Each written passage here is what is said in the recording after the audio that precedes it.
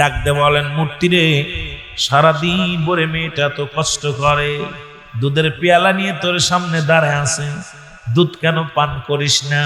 মূর্তি কথা হয় না, দুধও খায় না। ডাক দে কয়, মূর্তি রে, ও মাটির দেবতা, দুধ যদি পান করিস তো কর, না করলে তোদের কান ধরে টান দে খাওয়াইব। সঙ্গে সঙ্গে মূর্তিগুলো হাত থেকে দুধ নিয়ে মাটির পুতুলে সব দুধ পান করেছে। জোরে জোরে চিল্লায়া বলা যাবে না আল্লাহু আকবার। সব দুধ পান করে ফেলেছে। মেয়েটা খুশি হইয়া রক্ত মাখা কপাল ফাটা নিয়ে বাড়ি গেছে রে। বাড়ি যাওয়ার পর যে ডাকে সেই তো অপদা মুসলমান মেয়েটাকে সন্দেহ করে, অসতী বলে সবাই ঘোষণা করলেন। এলাকার যুবকেরা বলে, ওই অমুক পণ্ডিতের মেয়ে অসতী, হয়তো কোথাও কি অবস্থা হয়েছে, কপাল ফাটছে, রক্ত বাইর হয়েছে। কয়, না রে না, শোনো গো, তোমরা সারা জীবন পূজা করলাম। পণ্ডিত মশাই কয়, মারে তোমার কপাল ফাটা কেন? কয়, বাবা গো, সারা জীবন আপনি মূর্তিরে পূজা করলেন, কোনোদিন দুধ পান করার নাই, আর আমি আপনার মেয়ে হইয়া আজকে আমি 1 কেজি দুধ নিয়া বা 5 কেজি দুধ নিয়ে সব দেবতারে খাওয়াইছি। জোরে জোরে চিল্লায় বল আল্লাহু আকবার। পণ্ডিত ডাকতে বলে, মা তুমি কি পাগল হইছো? মাটির পুতুল কি কোনদিন দুধ খায় রে? কোনদিন দুধ পান করে না। কই, বাবা কি বলো, তোমরা খাওয়াই না আমরা খাওয়াই? কই, না, আমার হাত থেকে খাইছে, বিশ্বাস করে না। এবার মুসলমান বড় পণ্ডিত সাহেব এলাকার যে পণ্ডিত গুলো আছে সবাইরে ডাক দিলেন, আমার মেয়েটা বুঝি পাগল হয়ে গেছে, তোমরা শুনে নাও। ওই দেবতারে কালী মন্দিরে যাইয়া দেবতারে দুধ পান করাই আইছে, এই ঘোষণা দিছে। এখন সব বড় সব দেবতারা বসলেন, পণ্ডিতেরা বসলেন।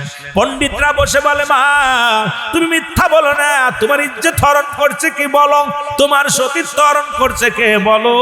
ভাই, কেউ আমার সতীত্ব হরণ করে নাই। শোনরে, আজকে সারাদিন ভরে ওই মন্দিরে যাইয়া মাথা ঠুকায় ঠুকায় কেঁদেছিলাম, তবে সারাদিন ভরে মন্দিরে যাইয়া যে আমার দুধ যদি পান না করে আমি অপবিত্র। এই জন্য বারে বারে বলেছিলাম আমার দুধটা খা, আমি পবিত্র প্রমাণ করে দিব, কিন্তু দুধ তো খাই না, এই দুধ খায় না। তবে পরে সর্বোপরি আমার হাত থেকে দুধ নিয়া সব দেবতা বাগাবাগি করে খাইছে। জোরে বলা যাবেন আল্লাহু আকবার। মেয়েটা ডাকতে বলে, তোরে সকাল থেকে বলতেছি খা দেবতা খা, দেবতার কথায় কোনো সাড়া দেয় না, দেবতার কথায় কোনো নাড়া দেয় না। এবার মেয়েটা ডাকতে বলে, দেবতা রে, দুধ কি খাবি নাকি গতকাল যিনি খাওয়াইছিল কান ধরায়া তারে ডাক দিবনি? তারা কি ডাক দিব? সঙ্গে সঙ্গে দেবতা হাত বাড়াইয়া ওই মেয়ের হাত থেকে দুধ নিয়া সব দেবতা বাগাবাগি করে খাওয়া শুরু করেছে। পণ্ডিতেরা চিন্তা করে, আরে মাটির পুতুল দুধ বাগাবাগি করে খায়, আশ্চর্য, সে কার কথা করলো আর কার নাম বললো যে ডাক দেব নিয়ার সঙ্গে সঙ্গে খাওয়া শুরু করলো। ডাকতে বলে, পণ্ডিতের মেয়ে বলো, কাকে তুমি ডাক দিতে চেয়েছিলে গো? কার নাম বললার ভয়ে এই দেবতা দুধ পান করা শুরু করলো। পণ্ডিতের মেয়ে ডাকতে বলে, আমার চাচারা, আমার আপনজনেরা, জ্যাঠারা, শোনো, এই লোকটারে আমি চিনি না, লোকটারে আমি দেখি না, দেখছি এই লোকটার নামও জানি না। যখন দুধ পান করা শুরু করলো, দুধ পান করা শুরু করলে এই লোকটাই পাদ্যে যাইতেছিল। এবার সবাই তো শুরু করলো, যা দেখে রে এক নদীর কিনারায় সিজদার মধ্যে পড়িয়া খাজা মাইনুদ্দিন চিশতি রাহমাতুল্লাহ আলাইহি উনি সিজদার মধ্যে পড়িয়া ডাকতে আল্লাহকে ডাকতে বলে, আল্লাহ, ও আমার আল্লাহ। আল্লাহর দরবারে সিজদায় পড়ে আছে। পিছন থেকে হিন্দুরা দেখে, আরে সর্বনাশ, এ তো আর কেউ নয়, এই যে খাজা মাইনুদ্দিন চিশতি রাহমাতুল্লাহ আলাইহি। সঙ্গে সঙ্গে মেয়েরে ডাক দেখায়, মেয়েরে কে? বলে, ওই যে ওই লোকটা। সঙ্গে সঙ্গে মুসলমান 100 নয়, 200 নয়, 500 পণ্ডিত কালেমা পড়ে মুসলমান হয়ে গেছে। জোরে জোরে চিল্লায় বলা যাবে না সুবহানাল্লাহ। আজকে হিন্দুরাই ভারতের মধ্যে যখনই মুসলমানদের আদর্শ দেখে অসংখ্য হিন্দুরা এখন মুসলমান হওয়া শুরু করেছে, কিন্তু বান্দর মার্কা কিছু হিন্দু, উগ্রপন্থী কিছু জানোয়ার গুলো এরা মুসলমানের বাড়ি ঘর দূর করে দিতেছে। শুনে রাখো, শুনে রাখো, মুসলমান এমনই একটা জাতি, মুসলমান এমনই একটা দল যারা কখনো কাউকে আক্রমণ করা শেখে নাই, আক্রান্ত হলে আক্রমণ করে। সুতরাং এই মুসলমানদের আদর্শ দেখে অসংখ্য হিন্দুরা মুসলমান হয়।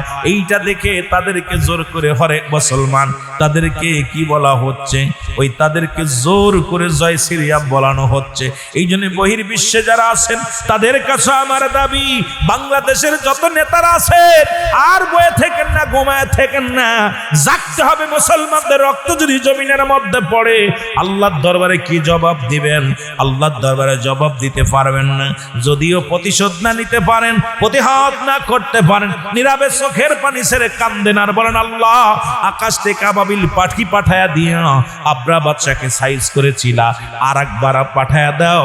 এর আম্মা জানা ঈসা বলে, দুনিয়ার মানুষ শোনো,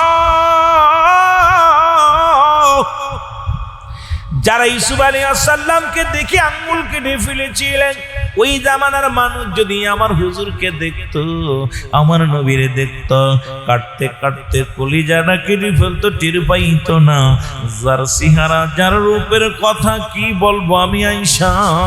আম্মা জান আয়েশা রাসূলের তারিফ করতে যাইয়া ডাকতে বলে, দুনিয়ার মানুষেরা শোন, এই নবী জগৎ আর হয় না, আর হবে না।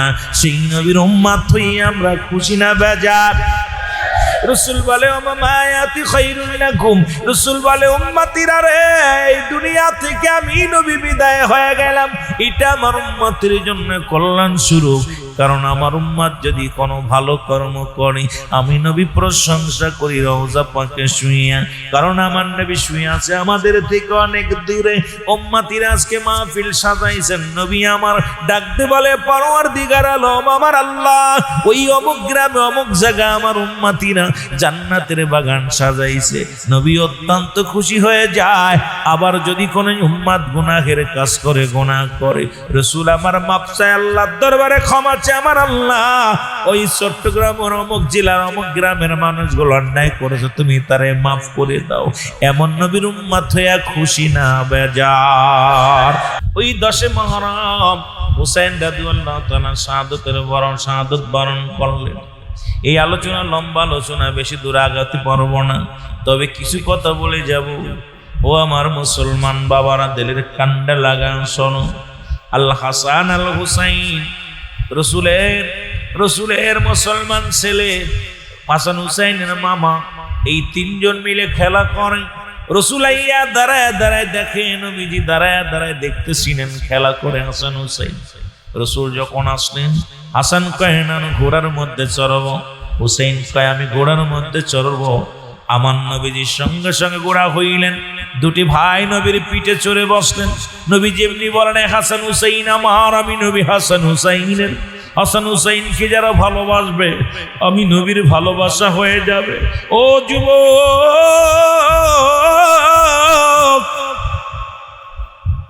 আল্লাহর নবী রাহমাতুল লিল আলামিন ঘোড়া সাজিলেন, আর ঘোড়া সাজিয়া ঘোড়ার পিঠের উপরে বসিয়া হাসান হুসাইন বলে, চলো ঘোড়া চলো।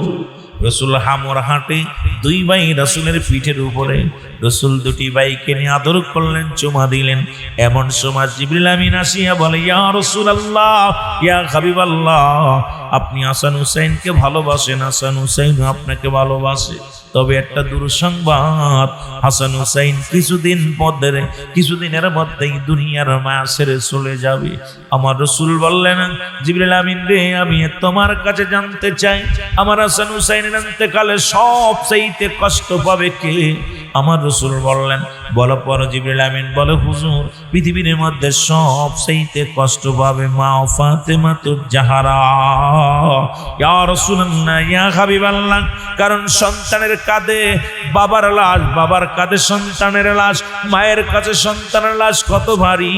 হাসান হুসাইনের ইন্তেকালে সবচেয়ে বেশি কষ্ট পাবে ও রাসূল গো আপনার কন্যা খাতুনে জান্নাত মা ফাতেমাতুজ জাহরা। আল্লাহর নবী ডাকতে বলে, জিবরিল,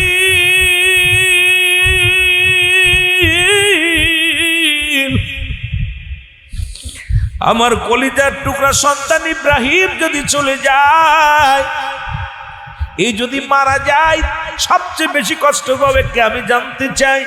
বলি ইয়া রাসূলুল্লাহ, এটা আপনার ঔরুজ্জাত সন্তান, আপনি কষ্ট পাবেন নবী গো। পৃথিবীর মধ্যে সবচেয়ে বেশি কষ্ট পাবেন আপনি। আমার নবী কয়, জিবরিল রে, তুমি আমার রব্বে কারিম রে বলো, আমার কলিজার টুকরা সন্তান ইব্রাহিমকে আমি কোরবানি করে দিলাম। আমি কষ্ট পাইলে আমি সহ্য করতে পারবো।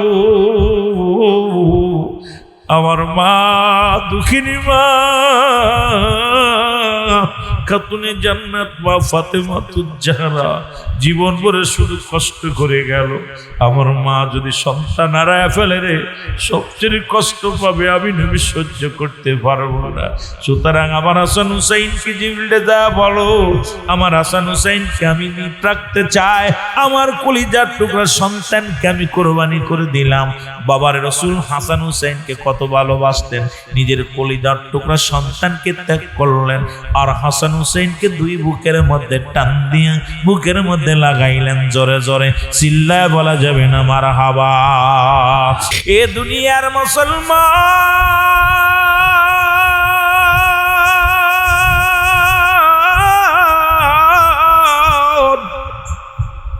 নবী আমার দুটি ভাইকে বুকের মধ্যে নিয়ে মুসলমান আদর করতে লাগলেন। জিবরিল আমিন বলে, নবী গো, এমন একটা দিন আসবে যেদিন আপনি থাকবেন না। ওই সত্য কালেমার ধারক বাহক হবে আল হাসান হুসাইন নবী গো। কারণ হাসান হুসাইন আপনার বংশ রক্ষা করেছে, ফাতেমা বংশ রক্ষা করেছে।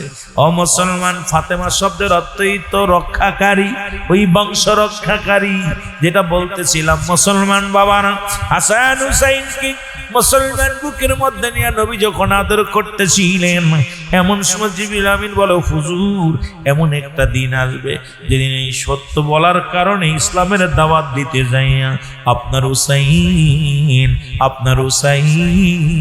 দুনিয়ায় রক্তের জমিন ভেসে যাও। ইয়া রাসূলুল্লাহ, ইয়া হাবিবাল্লাহ, নবী গো,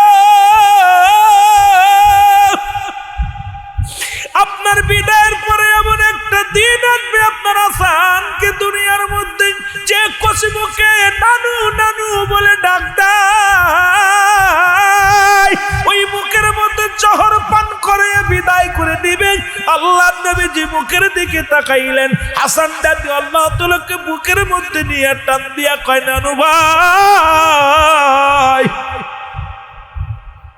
নানু ভাই রে, আয় আমার বুকের মধ্যে আয়। রাসূলের বুকের মধ্যে গেলেন, মুখের দিকে তাকায়া নবী সহ্য করতে পারে নাই। আরে এই অবলা মানুষ, এই নিষ্ঠুর পাষাণেরা এই নিষ্পাপ শিশুটাকে কেমনে তারা হত্যা করবে? আমার হাসান তো জীবনে কাউকে গালি দেন নাই, আমার হাসান তো কাউকে অভিশাপ দেন নাই, আমার হাসান তো কোনোদিন হট্টগোল করে নাই। অপরাধ কি আমি নবীর দাওয়াত দিবে, কালেমার দাওয়াত দিবে, এই অপরাধে আমার হাসানকে বিষ পান করাইবে। এই কুচি ঠোঁটের মধ্যে হাসান রাদিয়াল্লাহু তাআলা সুমা লাগাইলেন। এ মুসলমান, এবার হুসাইনের মুখের দিকে তাকাইয়া নবী চোখের পানি ধরে রাখতে পারে নাই। জিবরিল বলে, হুজুর, এমন একটা দিন আসবে সত্য বলার কারণে আপনার হুসাইনের গলা কাটা যাবে। আমার নবীজি জড়ায় ধরে চোখের পানি ছেড়ে কান্দে। হুসাইনের গলার মধ্যে অলকমের মধ্যে একটা সুমা লাগায়া দিছে। দুই ভাই কান্দতে মুসলমান খেলা শেষে বাড়ি ফিরে গেছে। খাতুনে জান্নাত মা ফাতিমাতুজ জোহরা মুসলমান যাহারা যখন মা বাবা জানের মুসলমান বাবা জানের কথাগুলো জিগাইছে, দুই ভাইকে ডাকতে বলে, বাবা রে, তোমার নানু কেমন আছে? নানু কেমন আছে? তোমাদেরকে আদর করেছে? ডাকতে বলে, মা গো, প্রতিদিনের ভালোবাসা আজকের ভালোবাসা এক নয়। আজকে নানুর ভালোবাসার দারুণ কেন যেন ভিন্ন। কারণ আমার নানু জান আজকে দুই ভাইকে দুই রকম ভালোবেসেছে, আদর করেছে। মা ফাতেমা কয়, বাবা কেমনে করেছে বলো?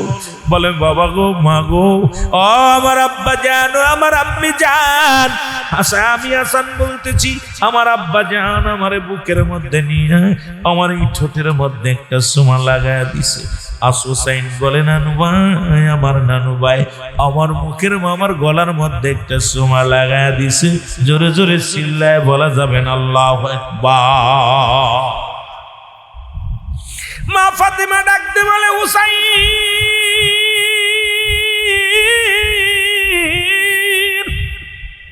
হাসান হুসাইন একটু ধৈর্য ধরো, আমি নানুর বাড়ি যাইতেছি, নানুর কাছ থেকে জিগে আসি। সামান্য একটু দূরে নানুর বাড়ি, ডাকতে বলে আসসালামু আলাইকুম ইয়া রাসূলুল্লাহ, আসসালামু আলাইকুম ইয়া হাবিবাল্লাহ। নবীজি আমার বসে আছে রে। মা ফাতেমা ডাকতে বলে আব্বা জান, আমি আপনার কাছে কিছু জিগাইতে এসেছিলাম। ডাকতে বলে ফাতেমা রে, কি জিগাইতে এসো বলো। বলে আব্বা জান, হাসানের একটা অভিযোগ, হুসাইনের একটা অভিযোগ। হাসান বলছে নানু আমাকে এইভাবে ভালোবাসছে, হুসাইন বলছে নানু এইভাবে ভালোবাসছে। আমি হাকিকত জানতে চাই, আপনার কাছে একটু বলেন না। রাসূল বলে ফাতিমা রে, এই কথা যদি বলি তুমি ধৈর্য ধরতে পারবা না। মা ফাতিমা বলে বাবা গো একটু বলো না, শুনতে চাই। আমার নবী ডাকতে বলে ফাতিমা,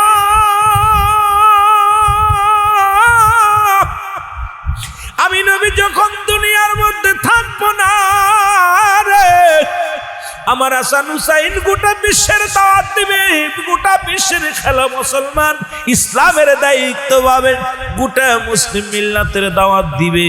ও মুসলমান শুনে নাও, এই ইমাম হবে, ইসলামের রাবার হবে।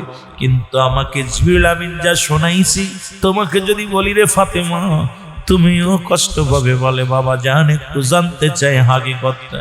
বলে শুনে নাও, আমি হাসানকে মুখের মধ্যে চুমা লাগাইছি। জিবরিল আমিন বলছে হুজুর তার অপরাধ হবে একটাই, সে সত্য বলবে, কালেমার দাওয়াত দিবে, লা ইলাহা ইল্লাল্লাহু মুহাম্মাদুর রাসূলুল্লাহ সাল্লাল্লাহু আলাইহি ওয়াসাল্লাম। ওই ভারতবর্ষের মধ্যে খাজা, এ মুসলমান গরিবে নওয়াজ, মুসলমান গভীর মনোযোগ।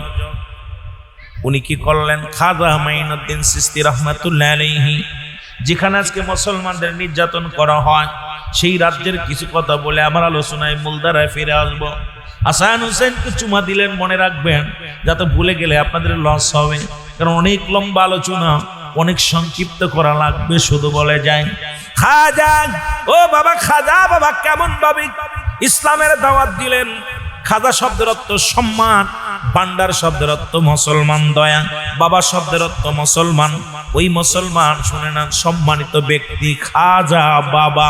এখন আবার অন্যকে আমরা যারা পীর মুরিদি করি, খাজা বাবা বললেই কষ্ট পায়, খাজা মাছ ভান্ডারি বললে কষ্ট পায়, খাজা গরিবে নেওয়াজ বললে কষ্ট পায়, বাবা বললে কষ্ট পায়। এটার তাপ মুসলমান। খাজা হলো ফার্সি ভাষা, এটা আগে ভাষা বুঝতে হবে কোন ভাষার কথা। খাজা শব্দের অর্থ সম্মান, বাবা শব্দের অর্থ ভান্ডার বা দয়া। খাজা বাবা, এই খাজা বাবা সম্মানিত ব্যক্তি, সম্মান দিছে কে? আর একটু জোরে বলেন কে? তাহলে আপনার আগে বুঝতে পারলেন খাজা শব্দের অর্থ কি। খাজা শব্দের অর্থ কি? সম্মান। খাজা শব্দের অর্থ কি? আর বাবা শব্দের অর্থ ভান্ডার, ভান্ডার বা দয়া। এখন মুসলমান খাজা মাইনুদ্দিন চিশতি রাহমাতুল্লাহ আলাইহি একজন রাস্তা দিয়ে যাইতেছিলেন। ওয়াজটা আমি অনেক আগেও করেছি, আবার একটু জানিয়ে দিয়ে যায়। উনি যখন যাইতেছিলেন রাস্তা দিয়ে, হঠাৎ দেখে হিন্দুদের মুসলমান, শুনে নাও, হিন্দু পণ্ডিতের এক মেয়ে, উনি মুসলমান। ওই মন্দিরে ঢুকিয়া আজকে যারা রাম মন্দির বানাইতেছ শুনে নাও, রাম মন্দিরের বাদানেরা শুনে নাও, যারা রাম মন্দির বানাও নিজ হাতে বানাইয়া, খড়কুটা দিয়া বানাইয়া এই দুনিয়ার মধ্যে যারা পূজা করো, তোমাদের মতো নির্বোধ, তোমাদের মতো পাগল আর দুনিয়ার মধ্যে কেউ নাই। কারণ নিজের সাহায্য করতে পারে না, শূন্য সাহায্য করবে কেমনে? নিজেরই তো তোমরা নিজে হাতে বানাইলা, এর মতো পাগল আর দুনিয়ার মধ্যে নাই যারা নিজ হাতে মূর্তি বানায়, নিজেরাই খোদা বানায়। কারণ এই দুনিয়ার মধ্যে এদের মতো পাগল আর দুনিয়ার মধ্যে কেউ নাই। জোরে জোরে চিল্লায় বলো ঠিক কি না? রাসূল বলে আমার হায়াতের জিন্দেগিটা দুনিয়ার মুসলমান শুনে লাও গো, রাসূল বলছে আমি দুনিয়ার মধ্যে আগমন করলাম আমার উম্মতের মঙ্গলের জন্য, কল্যাণের জন্য। নবী আমার লাগবে, নবী লাগবে কবরে, নবী লাগবে মিজানে, নবী লাগবে ফুলসিরাতে, নবী লাগবে আমাল কিয়ামতের ময়দানে। নবী বিনে কোনো বান্ধব নাই, নবী বিনে কোনো গতি নাই, নবী বিনে কোনো উপায় নাই। সেই নবীজির প্রেম ভালোবাসা দরকার আছে কিনা? রাসূল বলে আমার হায়াতের জিন্দেগিটা আমার উম্মতের জন্য কল্যাণ স্বরূপ গো। কারণ আমার উম্মত কেমনে চলবে, কেমনে শরিয়াত তুই কথাকে কত মারে ফল উম্মত আমার কেমনে এই মাইকে সাউন্ড কমে কেন, সাউন্ড বাড়ে রেখেন। উম্মত আমার কেমনে সংসার জীবন করবে, কেমনে রাষ্ট্র পরিচালনা করবে, কেমনে মুসলমান এই দুনিয়ার মধ্যে কেমনে শরিয়াতের বিধান মেনে চলবে, কেমনে তরিকাতের বিধান মেনে চলবে, এগুলো শিক্ষা দেওয়ার জন্য রহমতের নবী, নবী কোলের শিরোমণি, নবীদের নবী রাহমাতুল লিল আলামিন আসলেন উম্মতের কল্যাণ হিসেবে, উম্মতের কান্ডারি হিসেবে। জোরে জোরে চিল্লায় বলা যাবে না মারহাবা। আল্লাহ পারে কি পারে না? ছোট পাখি আবাবিল পাখি, কি পাখি? আল্লাহ বলে আলাম তারা, আপনি কি দেখেন নাই? আলাম তারা পড়ছেন, সূরা পড়ছেন, সূরা ফিল পড়ছেন? এই কথা কয় না রে বাবা, আপনারা পড়েন নাই, শুনছেন তো? এই ছোট পাখি, কত ছোট একটা পাখি, যখন দেখলো বাড়াবাড়ি মেলা করতেছে আবরা বাদশা, কাবা শরীফ নিয়ে বাড়াবাড়ি করতেছে, মুসলমানদের উপর নির্যাতন, আল্লাহ পাখিরে পাঠাইতে, পাখি যা সাইজ করে ফেলে, একদম ছোট ছোট পাখি আয়া সাইজ করছে সবগুলো, মশা দিয়ে নমরুদের সাইজ করছে, ঠিক কি না? নমরুদ যেই বাড়াবাড়ি করছে, আল্লাহ চিন্তা করে, আল্লাহ পাক রব্বুল আলামিন মুসলমানদের ইজ্জত বাড়ানোর জন্য, মুসলমানদের চোখের পানি বিফলে যায় না, এই রক্ত নিয়ে খেলা করতেছো মোদি, এই মোদি, এই মোদি, এই যে মুসলমানদের রক্ত নিয়ে খেলা করতেছস, তোরে মশা দিয়ে সাইজ করবো আল্লাহ। জোরে বলেন ঠিক কি না? গরুর মল খাইতেছস, গরুর পায়খানা খাচ্ছস, আরো কি খাওয়াই বললা, দুনিয়ার মধ্যে আরো বেইজ্জতি করবো। জোরে বলেন ঠিক কি না? আমার বাবারা, দেখা যায় মশা দিয়ে সাইজ করছে না, কথা কয় না? পারে ল্যাংড়া মশা, তাও একটা ভালো কান, একটা চোখ ছিল না, একখান পাও ছিল না, একটা পাখনা ছিল না। এই মশাটা, সব মশা চলে আসছে, এখন ওই মশাটা বন বন বন বন করতেছে।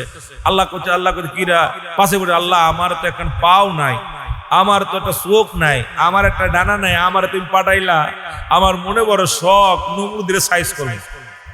কারে সাইজ করবো? নমরুদের সাইজ করবো। আল্লাহ কয় যে ল্যাংড়া লুলাল মশা দিয়া নমরুদের সোজা করবো। ল্যাংড়া লুলা মশা আইয়া নমরুদের নাকের ভিতরে গেছে ডুইকা গেছে। নমরুদের যতদিন বেঁচে ছিল খালি সকালে জুতার বাড়ি মাথায়, রাত্রে জুতার বাড়ি, বিকেলে জুতার বাড়ি। কথা নি, ওনার পাঁচ জুতা খুলে বাড়ি মারলে শান্তি পায়। কয় তোরা বাড়িও, দেখা যায় উজির আইয়া একদম ঠাস ঠাস করে মাথার ভিতর বাড়ি মারে, কয় জোরে মার। কথা বুঝছেন? জোরে মার।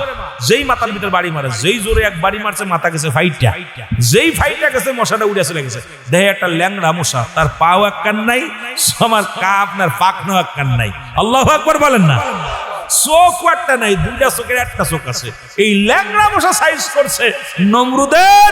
সুতরাং শুনে রাখো, আজকে পৃথিবীর ইতিহাস সাক্ষী দেয়, মুসলিম মিল্লাতের স্বয়ং আল্লাহ, আল্লাহ রাব্বুল আলামিন সাহায্য করবে, ভয়ের কোনো কারণ নেই। জোরে বলো ঠিক কি না? আল্লাহ কবুল করে, জোরে বলেন আমিন। মুহাব্বতের সঙ্গে দুরূদ শরীফ পড়ুন, আল্লাহুম্মা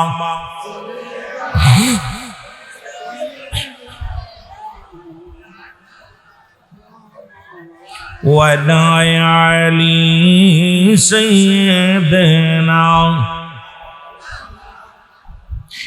আমার মনের জল্পনা কল্পনা, নবী যাব আমি সোনার, বলো যাব আমি সোনার মদিনা, বলো যাব আমি।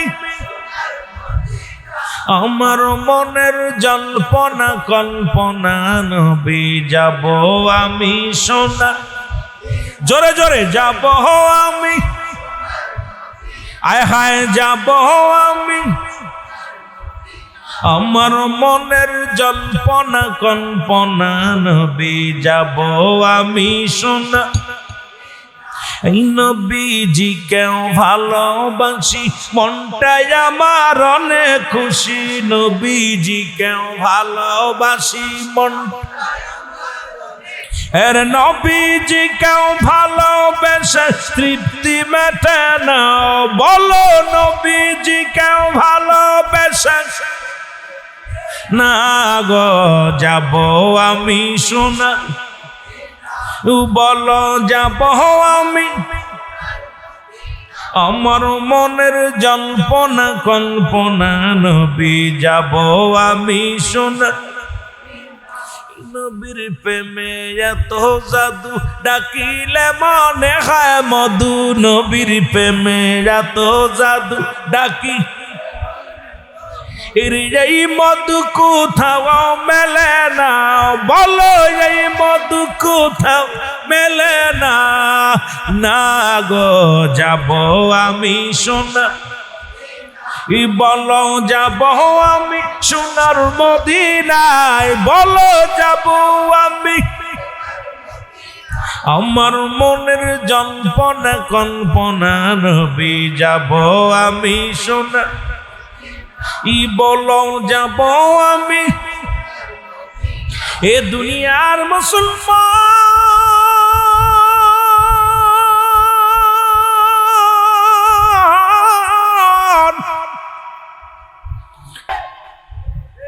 এজিদকে যারা বাঁচাইতে চাও শুনে রাখো, আমি রুহুল আমিন সিদ্দিকী যতদিন বেঁচে আছি এই জবান দিয়ে এজিদের প্রশংসা যারা করো, জীবন দিয়া দিব, তবু এই জবান দিয়া কখনো এজিদের প্রশংসা আনতে পারবা না, আনতে পারবো না, আপনারাও পারবেন না। জোরে বলেন ঠিক কিনা?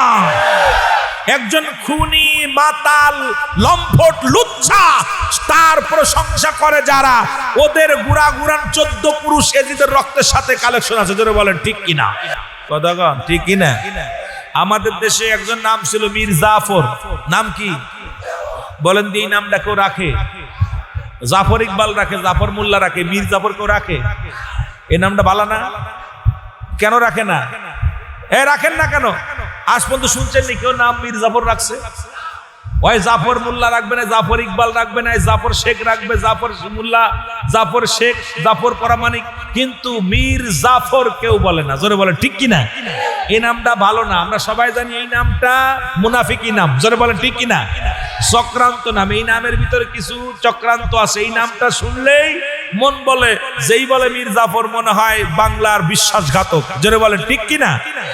যেই বলে এজিদ তখনই আমরা বুঝতে পারি এটা মাতাল, লম্পট, বদমাইশ। সুতরাং যারা এদের প্রশংসা করে মনে করবেন ওদের পক্ষের মানুষেরা। জোরে বলেন ঠিক কিনা? মীর জাফরের পক্ষে যারা, ভারতের দালাল তারা। জোরে বলেন ঠিক কিনা? এরা পাকিস্তানের দালাল তারা। শুনে রাখেন, আর ওই মীর জাফর যেমন দালাল, এদের নামটা যেমন আমরা পছন্দ করি না, তদ্রূপ এজিদের নাম শুনলে সুন্নিরা সহ্য করতে পারে না। এজিদ 1.25 লক্ষ মুসল্লির ইমাম ছিল। কত লক্ষ? মসজিদটার নাম কি? দামেস্কের শাহী মসজিদ। এই বড় মসজিদ 1.25 লক্ষ মানুষের ইমাম ছিল। এই জন্য দাড়ি, টুপি, জুব্বা, পাগড়ি দেখে ভুলে যাওয়া যাবে না। আপনার চাইতে আমার চাইতে লম্বা দাড়িওয়ালা, টুপিওয়ালা, পাগড়িওয়ালা আপনাদের চট্টগ্রামে আছে, কিন্তু তারা জীবনেও নবীর মিলাদ পড়ে না, নবীর ক্যাম্প করে না, নবীর নাম শুনলেই তারা নাক শিখতে। কথা বলেন ঠিক কিনা? আমরা মিলাদ করি, আমাদের কাছে সিন্নিখোর। আপনাদের এলাকায় একজন আছে, আমাকে বলছে যে মিলাদ শরীফ পড়ে তাবারক খাইলে কুত্তার পায়খানা খাওয়ায়। আপনারা ভুলে গেছেন? ভুলে গেছেন? মিলাদ শরীফ পইরা, দুরূদ শরীফ পইরা, মিলাদ পইরা যে তাবারক দেয়, এটা খাইলে নাকি কুত্তার পায়খানা খাওয়া হয়। আল্লাহ তারে দয়া করছে, পায়খানার মধ্যেই তার কবরটা হইছে। কথা বুঝেননি? রাগ করেননি? রাগ করেন? আমি গুনাহগার 2 চোখ দিয়া দেখে আসছি, আল্লাহ আমারে দেখাইছে, আমি আশ্চর্য হয়ে গেছি। সুতরাং আমার রাসূলের সঙ্গে যারা দুশ্মনী করবে ওই আবু জেহেলের মতো হবে। আবু জেহেলের পায়খানার মধ্যে যেমন এখন দেখেন সবাই যে আবু জেহেলের বাড়িতে যায় হাগা দেয়, হাগা দেয়। কথা বুঝেননি? হাগু দেয় না? এই যে মক্কা শরীফে গেছে সবাই, যদি পায়খানা নাও চাপে কুইটা কুইটা প্রসাব করে। জোরে বলে ঠিক কিনা? থুতু নিক্ষেপ করে। জোরে বলেন ঠিক কিনা? আচ্ছা ভাই, কারোর নাম কি আবু জেহেল থুইছে? কথা কয় না রে? খ্রিস্টানদের মধ্যে মনে আবু জেহেল থই না। আবু জেহেল সবাই দিন, এটা ভালো না। খ্রিস্টানদের ভিতরে ছেলেদের নাম কি আবু জেহেল রাখে? তারা জানে এই নামটা ভালো না। তো তাহলে তুমি যদি জানো একজন অমুসলিমের আবু জেহেল নাম রাখে না, আর তোমরা যারা আজকে মুসলমান হইয়া এজিদের প্রশংসা করো, মনে রেখো এজিদ ভালো ছিল না, এজিদ ছিল রাসূলের আহলে বায়াতের দুশমন। সুতরাং মুসলিম বিল্লাতের দুশমন। জোরে বলেন ঠিক কিনা, আরো জোরে বলেন ঠিক কিনা।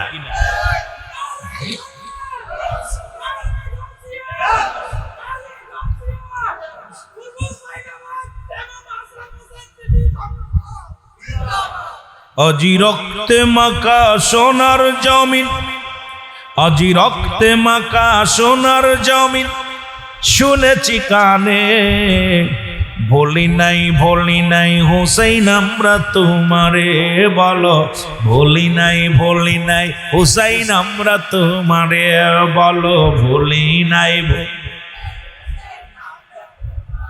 আজি রক্তে মাখা সোনার জমিন, রক্তে মাখা সোনার জমিন, শুনেছি কানে, ভুলি নাই হুসাইন আমরা তোমারে, বলো ভুলি নাই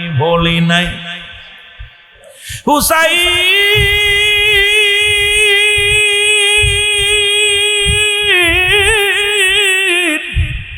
তোমার রক্তের বদলা নিব শপথ করেছি, হুসাইন ওই রক্তের বদলা নিব শপথ করেছি, আসুক যতই ঝড় তুফান ভয় না করেছি, আসুক যত ঝড় যে তুফান ভয় না করেছি, বিলিয়ে দিব জীবন বাতিলের কাছে, বিলিয়ে দিব জীবন সত্যের কাছে, হুসাইন আয় হুসাইন। আজি রক্তে মাখা সোনার জমিন, রক্তে মাখা সোনার জমিন, শুনেছি কানে, দেখি নাই ভুলি নাই হুসাইন আমরা তোমারে, বলো ভুলি নাই। আরো জোরে বলেন ভুলি নাই হুসাইন। 14টা হিজরি 5ই শাবান, ইতিহাস সাক্ষী রবে জনম ভরে। 14টা হিজরি 5ই শাবান, ইতিহাস সাক্ষী রবে জগৎ ভরে। কারবালার ময়দানে কান্দে নবীর দুলাল রে, ওরে বিশ্ববাসী কাঁদে আজি, অগ বিশ্ববাসী কাঁদে আজি, হুসাইনের প্রেমে, বলি নাই হুসাইন আমরা তোমারে, বলো ভুলি নাই। আজি রক্তে মাখা সোনার জমিন, রক্তে মাখা সোনার জমিন, শুনেছি কানে, বলি নাই।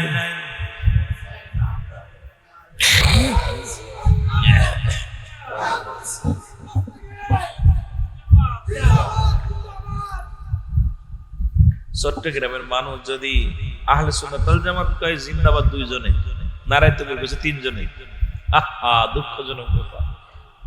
এই অবস্থা হইতো না বা, কারণ ইমানি জজবা আপনাদের দেখে আমরা সারা বাংলাদেশের মানুষ তাকায় আছে এদিকে। আপনাদের আওয়াজ যদি এরকম হয়, আরে রসুলের কথা হই না, স্পিরিট বাড়বে। আর বাড়বে কেমনে? 2 জন হিন্দুতে বাংলাদেশে আমাদের যুদ্ধ ঘোষণা করছে। এক নষ্ট মহিলা, সে কয় আমরা পুরা 2টে মারলে আমরা একটা মারবো, আমরা যুদ্ধের জন্য প্রস্তুত। আর একজন কোন আপনার কোন আর পাগলা, কথা বুঝেননি? এই পাগলা নাকি বলছে 92% মুসলমানের রাষ্ট্র বাংলাদেশ। সুবহানাল্লাহ বলেন না, আস্তে কইতেন, বাড়িতে বলবেন, বাড়ি যা বউরে শুনাইবেন। এখানে শুনলে ফেরেশতারা শুনবো, আর বাড়িতে কইলে ফেরেশতারা শুনতো না, আমরাও শুনতাম না। কথা বুঝেননি?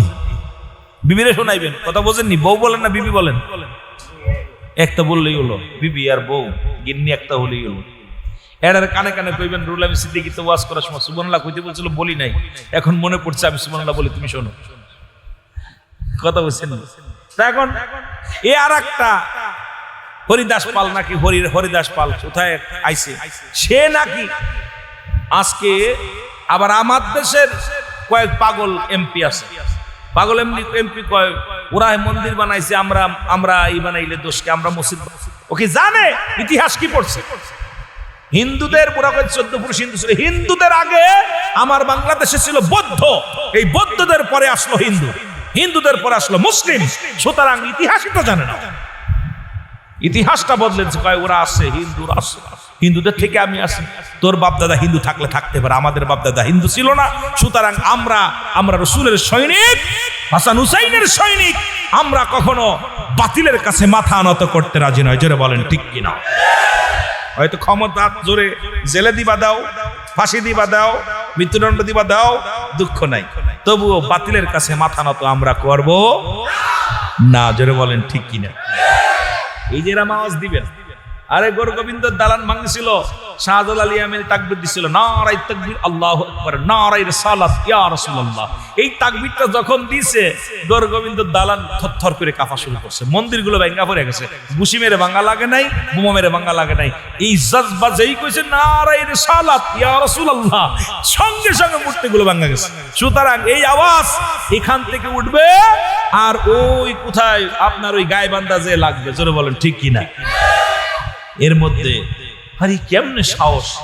95% মুসলমানের রাষ্ট্রে, সেখানে 8% মানুষ আমাদের বিরুদ্ধে যুদ্ধ করে, এই দালালগুলোর জন্য বাংলাদেশে। সুতরাং শুনে রাখো, এখনো হুসাইনি সৈনিক মরে নাই, হুসাইনি সৈনিক আছে। এই চট্টগ্রাম থেকে যখন পিঁপড়া শাড়ির মতো শুরু করবে যাওয়া, দৌড়ে পালাইতে পারবা না, পালানোর সুযোগ থাকবে না।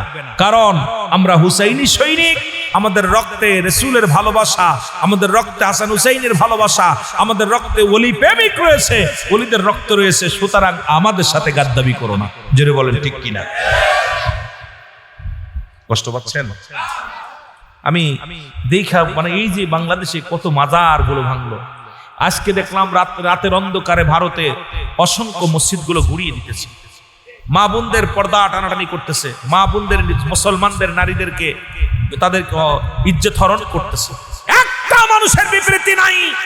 এই খাটাসের দলেরা, তোরা কেমন মুসলমান আর ওদের পক্ষ নিয়ে কথা বলিস? রাসূল, আমার আলেম ওলামা আছেন এখানে, অনেক আলেম ওলামা আছেন। রাসূল বলছে, যখন কোন অমুসলিম রাস্তা দিয়ে চলবে, তুমি এমন ভাবে চলবে যেন বাধ্য হবে তোমাকে রাস্তা ছেড়ে দিতে। কি ভাইজান? রাস্তা ছেড়ে দিতে হবে, বাধ্য হবে। কিন্তু আমরা ওদেরকে চেয়ারে বসাইতেছি, চেয়ারে বসাইতেছি। আপনারা শুনলে আশ্চর্য দেবেন,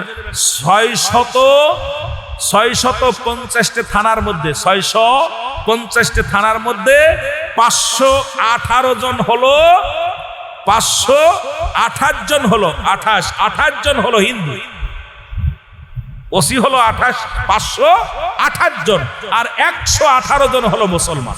যে দেশে 92% মুসলমান, এই দেশের মানুষ, এই দেশের যারা চেয়ারগুলো দখল করেছে, যারা এই চেয়ারের মধ্যে বয়া মজা লছে, এই মজা পার্টি সব মুসলিমদের বড় বড় চেয়ারগুলো দিয়ে রাখছে। মাদ্রাসা বোর্ডে হিন্দু, আপনার ধর্ম মন্ত্রণালয় হিন্দু, আপনার আজকে বাংলাদেশের আনাচে-কানাচে সমস্ত জায়গা মুসলিমদেরকে ঢুকিয়ে দিচ্ছে। আজকে তাদের নির্যাতন মুসলমান, আজকে তারা হুঙ্কার দেওয়ার পিছনে একটা কারণ দেখলাম, আমি আশ্চর্য হয়ে গেছি যে মাত্র যেখানে 95% মুসলমান বাংলাদেশে, সেই দেশে মাত্র 118 জন ওসি হলো মুসলমান, আর হিন্দু হলো 528 জন হিন্দু। কয়শো? কি পরিমাণ আমাদের মুসলমানরা লেখাপড়া করে না? কথা বলেন না কেন? মুসলমানের ছেলে লেখাপড়া জানে না? জানে না? তাদেরকে চাকরি দেয় না, ওর আব্বারে দিছে, ওর বাপ ফেকেরা দিছে, আর ওই বাপদের নিয়ে চেয়ারে বসাইছে, এরকম চেয়ারে বসাইছে।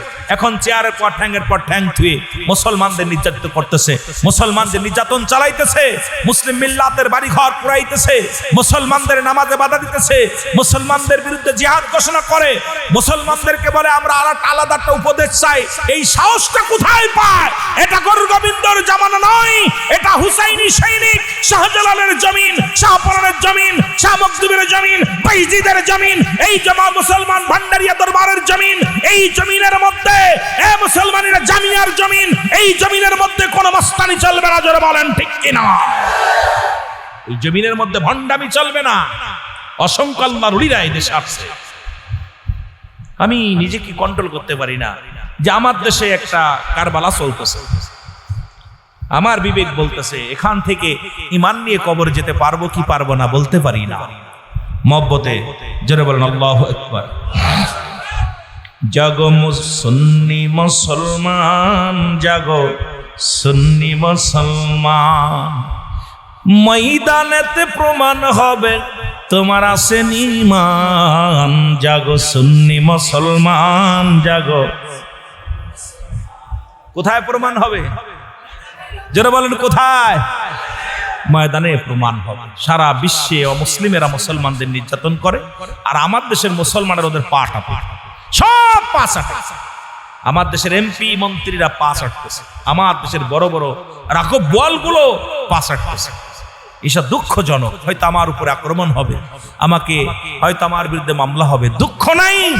তবে একটা কথা বলে যাই আপনাদের কাছে, সেই কথার সর্বোপরি সারা বাংলাদেশে ঘুরি, সারা বাংলাদেশে ঘুরি, একটা মাত্র আবেদন করে যাব। যদি শোনে রুহুল আমিন সিদ্দিকী মারা গেছে, দোয়া চাই।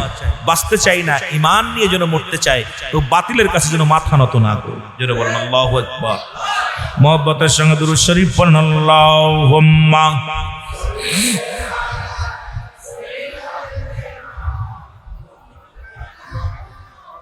ওয়ালা আলি সাইয়্যিদিনা।